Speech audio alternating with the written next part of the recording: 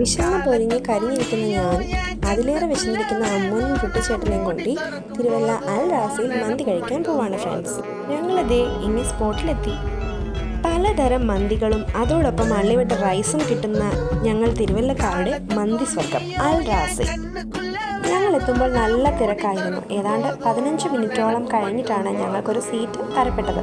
Peri peri മന്തിയും ഒരു സാദാ മന്തിയും ഒരു ബാർബിക്യൂ മന്തിയുമാണ് ഞങ്ങൾ ഓർഡർ കൊടുത്തത്. ക്യാബേജും കുക്കുംബറും ക്യാരറ്റും ഒക്കെ വരുന്ന സാലഡ് തീർന്നിട്ടാവണം അവരവിടെ വീണ്ടും അടുക്കളയിൽ നിന്ന് പാസ് ചെയ്ത ഐറ്റം കുടഞ്ഞിടുന്നുണ്ട്.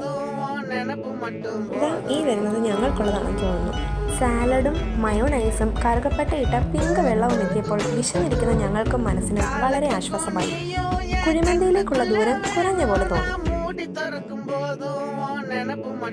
കാത്തിരിപ്പിന് വിരാമമിട്ടുകൊണ്ട് ഇതാ ഞങ്ങളുടെ മന്തികൾ എത്തിയിരിക്കുന്നു.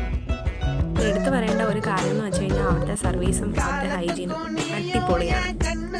എന്തൊക്കെയായാലും ഫാമിലിയോടൊപ്പം ഫ്രണ്ട്സുമായിട്ടും ഒക്കെ മസ്റ്റായിട്ട് നിങ്ങൾ കുഴിമന്തി ലവേഴ്സ് വിസിറ്റ് ചെയ്യേണ്ട ഒരിടമാണ് അൽ റാസ്. അതുപോലെ കറക്റ്റ് സ്പോട്ട് തിരുവല്ല മുത്തൂർ മഹാലക്ഷ്മി സിൽക്സിൻ്റെ സമീപമാണ്.